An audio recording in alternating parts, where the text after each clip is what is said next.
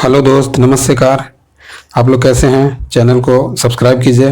ठीक है, जो सब्सक्राइब नहीं किए हैं से वीडियो को देखते हैं, आप लोग सब्सक्राइब नहीं करते हैं क्या? आप लोग देखिए, मज़ा आएगा। और ये अच्छा सवाल है जो रिपीटेड होता है, पूछता है। बीपीएससी और बीएसएससी के लिए बहुत महत्वपूर्ण साइंस का सवाल है ये। हम 25 को क्वेश्चन लाते हैं, ठीक है, जो आपको दोनों में काम देगा, बीपीएससी में भी और बीएसएससी में भी। क्या वीडियो बनाने में बड़ी टाइम लगता है, मेहनत लगता है, इसलिए आप लोग थोड़ा इसको विशेष ध्यान दीजिए। ठीक है, आइए हम डिस्कस करते हैं। निम्नलिखित में से कौन सा ग्रीन हाउस गैस नहीं है? ग्रीन हाउस गैस नहीं होगा carbon dioxide, nitrogen oxide, methane और आर्गन। कौन सा होगा ग्रीन हाउस गैस नहीं होगा? तो ग्रीन हाउस गैस नहीं होगा तो आपको आ जाएगा कार्बन डाइऑक्साइड, ठीक है, नाइट्रोजन, मीथेन या फिर आर्गन। तो ये आपको आर्गन हो जाएगा। ठीक है, आर्गन नहीं है। ठीक है, देखिए इसमें ओजोन भी कार्बन डाइऑक्साइड के लिए है। ठीक है, ओजोन भी आपको कार्बन डाइऑक्साइड के लिए है। सीएफसी भी है। ठीक है, और आगे देखिए आपको इसमें आ जाएगा, दूध को अगर फ्रिज से बाहर रख दिया जाए तो वो खट्टा हो जाता है। तो किस कारण से वो खट्टा हो जाता है दूध? तो दूध आपको खट्टा हो जाता है किस कारण से? इसका रंग के कारण से, लैक्टोज एसिड में लैक्टोज शर्करा का रूपांतरण में इसमें मौजूदा कैल्शियम के कारण या प्रोटीन का विभाजन के कारण। तो इसमें आपको हो जाएगा लैक्टोज एसिड में लैक्टोज शर्करा के रूपांतरण के कारण। क्या किसके कारण? तो लैक्टोज एसिड में लैक्टोज शर्करा के रूपांतरण के कारण हो जाता है ये खट्टा। ठीक है, और देखिए चूहा मारने का जहर किस रासायनिक पदार्थ का बना होता है? जो चूहा मारते हैं वो रासायनिक पदार्थ का बना होता है? इथाइल अल्कोहल का बना होता है, मिथाइल आइसोसाइनाइड का बना होता है, पोटेशियम साइनाइड का बना होता है, इथिल आइसोसाइनाइड का बना होता है। किसका बना होता है? तो ये आपको चूहा मारने का पोटेशियम साइनाइड। देखिए चूहा का मारने वाला दवा ले जाते हैं तो उसमें लिखा रहता है कि पोटेशियम साइनाइड ऊपर से लिखा रहेगा क्या। और देखते बहुत लोग जो है ना वो खा लेता है पोटेशियम साइनाइड, जो कि चूहा मारने का दवा है। ठीक, नहीं खाना चाहिए। लोग मरता है, बहुत कष्ट होता है, मरने के बाद भी ऊपर में जाकर उनको जगह नहीं मिलता है। का जो जीने से घबरा जाते हैं उसको यही सब ना होगा। और देखिए पीतल में कौन कौन सी धातुएं मिलता है? पीतल में कौन कौन सी धातुएं हैं? ठीक है, पीतल, देखिए पीतल में आपको क्या आ जाएगा? तांबा और निकेल आ जाएगा, निकेल और जस्ता आ जाएगा, मैग्नीशियम में जस्ता आ जाएगा, या तांबा और जस्ता आ जाएगा।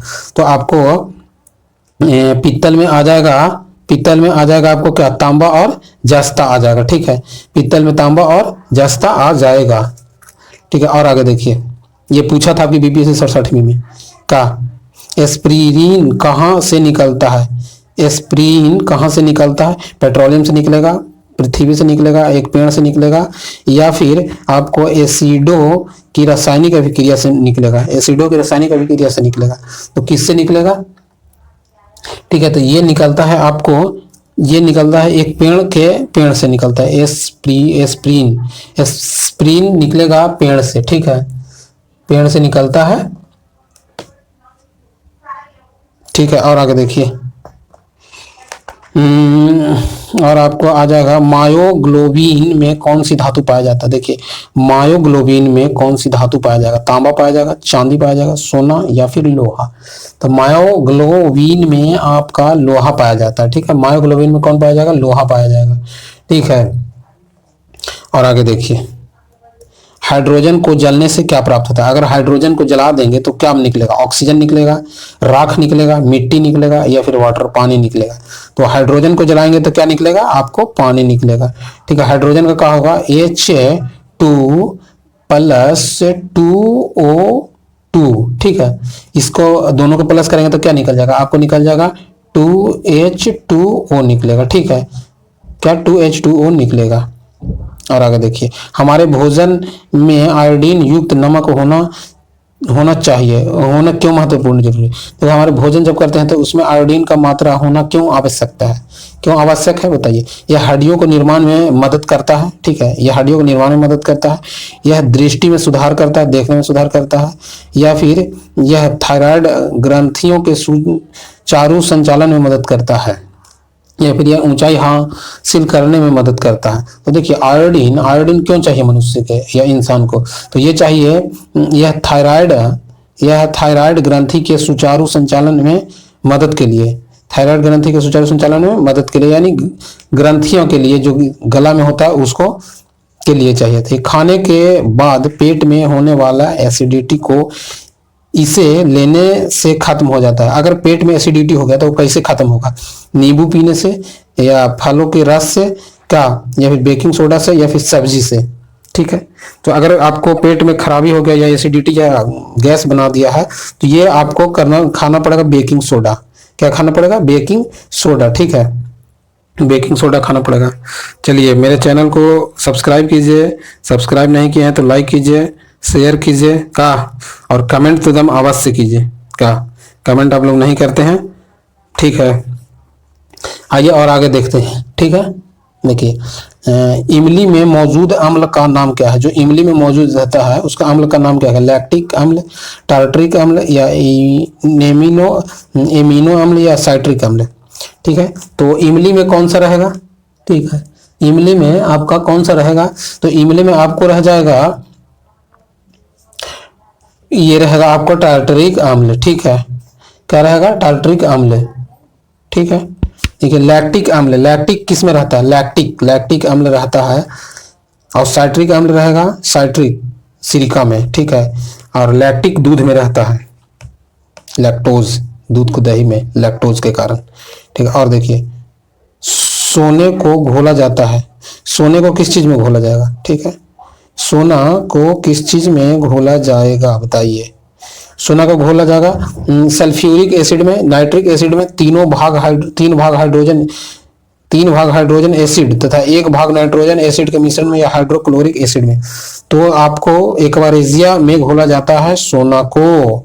ठीक है, जो इसको बोला जाता है 3 भाग हाइड्रोजन एसिड तथा 1 भाग क्या, नाइट्रोजन एसिड में घोला जाता है। ठीक है, 3 भाग आपको हाइड्रोजन एसिड, 1 भाग नाइट्रोजन एसिड। ठीक है, घोला जाएगा, एक्वारेजिया इसको बोलते हैं। ठीक है, और देखिए, सफेद प्रकाश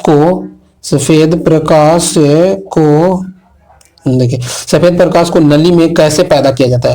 जो सफेद प्रकाश है उसको नली में कैसे पैदा करेंगे?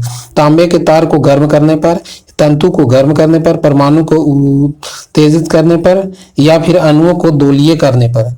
ठीक है, हमको कौन सा प्रकाश? सफेद प्रकाश को पैदा करना है, तो इसके लिए हमको तंतु को गर्म करना पड़ेगा। ठीक है, तंतु को हमको गर्म करना पड़ेगा। ठीक है, और आगे देखिए, किसको गर्म करना पड़ेगा? तंतु को गर्म करेंगे, भारी आर्गन गैस जो कि तंतु को गर्म करते हैं। ठीक है, और आगे देखिए, किसी कमरे को ठंडा किया जा सकता है। अगर कमरे को ठंडा करना है तो उसमें क्या मिलाएंगे? पानी को बहाने से, या फिर संपीड़न गैस को छोड़ने से, रसोई गैस से, या ठोस को पिघलाने से। हमको संपीड़न करना है यानी ठंडा करना है, रूम को ठंडा करना है, तो इसमें हमको कौन सा गैस मिलाया जाएगा? तो इसे मिलाया जाएगा संपीड़ित गैस को छोड़ने से। ठीक है, संपीड़ित गैस को छोड़ने से। ठीक है, एयर कूलर वगैरह में भी यही सब रहता है। ठीक है, फ्रिज वगैरह में संपीड़ित गैस को, ठीक है, इसको फ्रीऑन भी बोलते हैं। जब बल को 2 सतहों के बीच सापेक्षित गति का प्रतिरोध करता है तो उसे कहा जाता है। ठीक है, देखिए, जब दो सतह के बीच सापेक्षित गति का प्रतिरोध करता है तो कहा जाता है, क्या कहा जाएगा?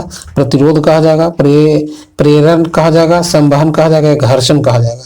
तो ये आप कहेंगे, इसको क्या कहेंगे? तो इसको कहेंगे आप घर्षण। ठीक है, इसको क्या कहेंगे? घर्षण कहेंगे। ठीक है, घर्षण कहेंगे। ठीक है, देखिए, और आगे, लोलक की काला अवधि यानी टाइम पीरियड है, यानी लोलक की काला अवधि क्या है? द्रव के ऊपर निर्भर करता है, द्रव्यमान के ऊपर करता है, लंबाई के ऊपर करता है, समय के ऊपर निर्भर करता है यानी समय के ऊपर, या तापक्रम के ऊपर निर्भर करता है। तो लोलक के काला अवधि यानी लंबाई, लोलक जो काला अवधि है किस पर निर्भर करेगा?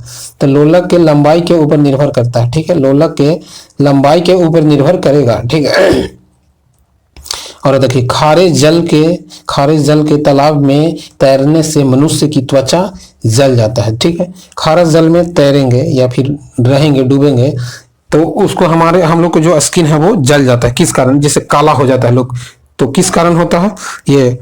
अब रक्त किरण के कारण होता है, क्लोरीन के कारण होता है, उष्मा के कारण होता है, पराबैंगनी के कारण होता है। ठीक है, जो काला क्लूटा में तो उसमें तो ये आपको रहता है, क्या उसको बोलते हैं, बताइए आप लोग कमेंट में क्या उसको बोलते हैं। ठीक है, तो तालाब में रहता है, कौन सा रहेगा? तो ये क्लोरीन के कारण होता है। किसके कारण होता है? क्लोरीन के कारण होता है। ठीक है, देखिए सोच रहे हैं कि थोड़ा सा जो स्टेट वाई जो उसमें पूछा जाता है, जैसे कि बिहार में कौन सा स्टेट में क्या क्या चीज पूछा जाता है, और ये फिर आसाम में क्या क्या चीज पूछा जाता है, वो एक एक लाने के लिए सोच रहे हैं।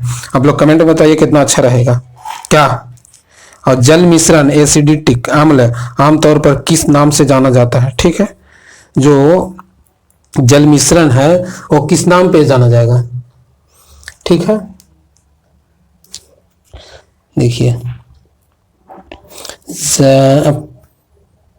देखिए परावैंगनी किरण के कारण जल मिश्रण एसिटिक अम्ल आमतौर पर किस नाम से जाना था? देखिए एसिटिक अम्ल पूछ रहा है, तो एसिटिक अम्ल किस में रहता है?